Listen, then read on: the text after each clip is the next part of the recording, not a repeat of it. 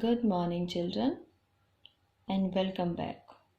This is class 6th, subject Social Science, chapter number 1, The Earth in the Solar System, lecture 3rd.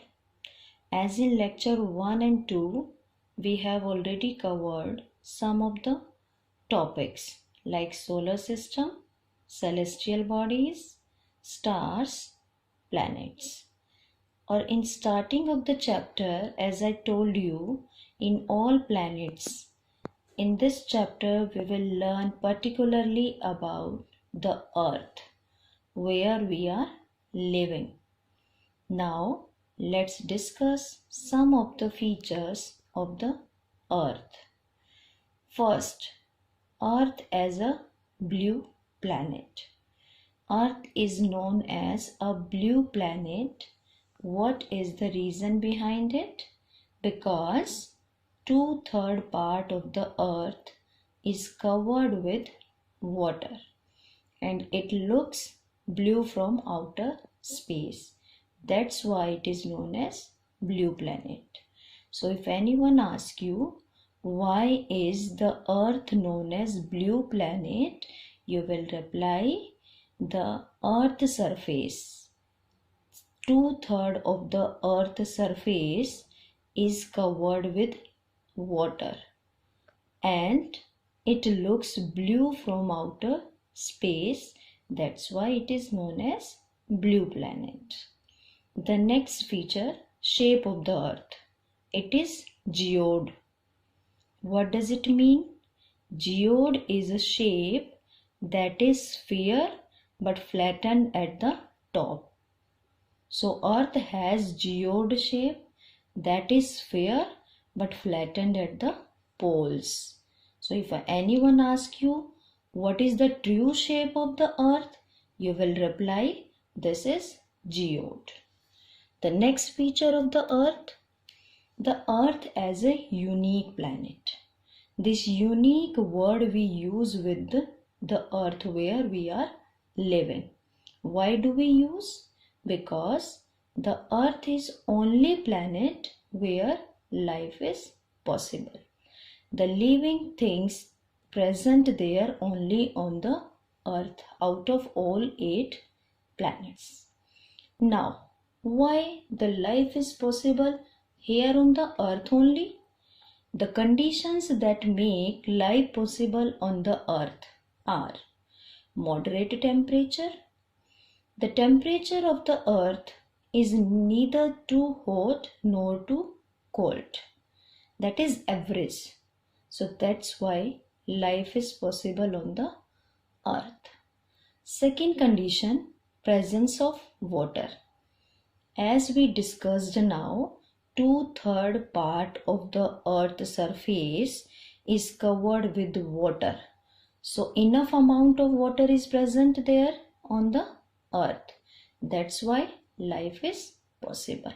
As we know, water is essential part of our life.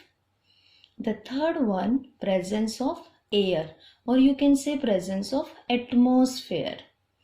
Here the life supporting gases like oxygen, carbon dioxide, they are present on the earth. That makes life possible on the earth. So if anyone asks you why do we call earth a unique planet, you will reply because life is possible here, and then you will explain the conditions also. What is the reason behind it, why the life is possible only on the earth? Then you will explain these conditions: moderate temperature, presence of water, presence of air or atmosphere, you can say. The next topic is satellite. As we discussed about planets, and in that we have done, planet is heavenly or celestial body that revolves around the sun, and satellite is a heavenly body that revolves around the planet. Now Types of satellites. There are two types of satellites. One is natural satellite and the second is artificial satellite. Natural satellite, that is formed by nature only. An artificial satellite, that is made by human being or man-made satellite, human-made satellite or man-made satellite we can say. The examples: the moon. The moon is only one natural satellite of our earth. And some examples of artificial satellite: INSAT, IRS. So how will you define satellite? Satellite is a heavenly body that revolves around the planet, and two types of satellites are natural satellite and artificial satellite. If we differentiate these two, so how will we differentiate? Natural satellite is formed by nature and artificial satellite is human-made satellite. Natural satellite is made up of rocks and artificial satellite that is made up of metal, electronic things, and then you can give examples. For example, the moon is a natural satellite and INSAT, EduSat, IRS, these are the artificial satellite. Clear? Next thing, shapes of the moon. As we talked, the moon is only one natural satellite of the earth. Now, the shapes of the moon. The moon changes its shape and position every night. So there are main 5 shapes of the moon given. First number, full moon. When moon is there in its full circular shape, that is known as full moon. Second is gibbous moon. When it is more than half, that is gibbous moon. The third is half moon. That is clear? When it is half, that is half moon. Then crescent, a narrow strip or less than half, that is crescent moon. New moon, when it does not appear at all, that is new moon. So these are 5 main shapes of the moon. Otherwise it changes its shape every night, but these 5 are the main. Clear?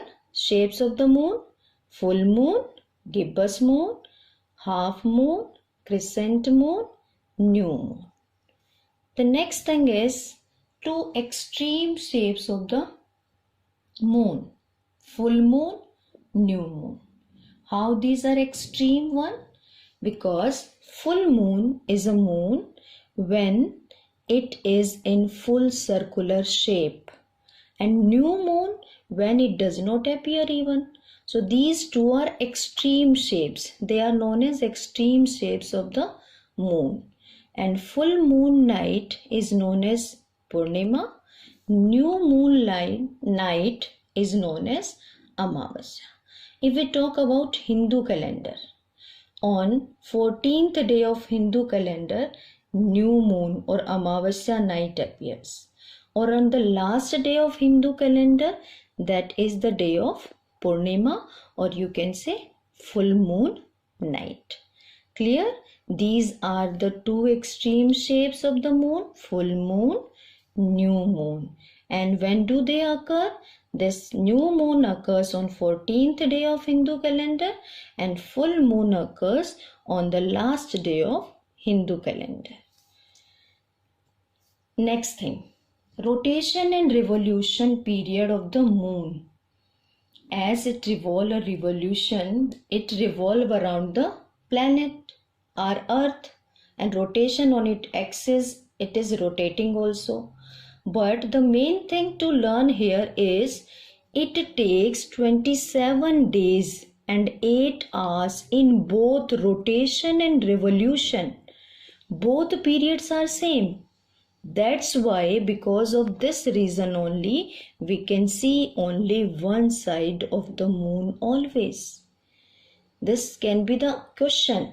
Why do we see only one side of the moon? The reason is because it takes the same time in rotation and revolution, that is 27 days and 8 hours. That's why we can see only one side of the moon. Clear about the rotation and revolution period of the moon? Next thing, important points about the moon that I want to clear. First of all, it is nearest celestial body to the earth. That can be the question. Name the nearest celestial body to the earth. The answer will be the moon. And it is 3,84,400 kilometers away from the earth. Only 3,84,400 kilometers. If we compare it with the sun is 150 million kilometers away from the earth, and it is just 3,84,400 only. And if we talk about the sun, that is 150 million kilometers away from the earth. These were some important points. Now let's move to the homework for today. What you will do in homework, that the part that we have covered from there only, why is the earth called a unique planet? That we discussed now in the chapter, in the lecture, that why is the earth called a unique planet? You need to write it. The second one, write the names of two extreme shapes of the moon. That also we discussed now. So these two questions you will do, and the topics that we have covered now in this lecture, you will read that from the book also. Thank you. Have a nice day.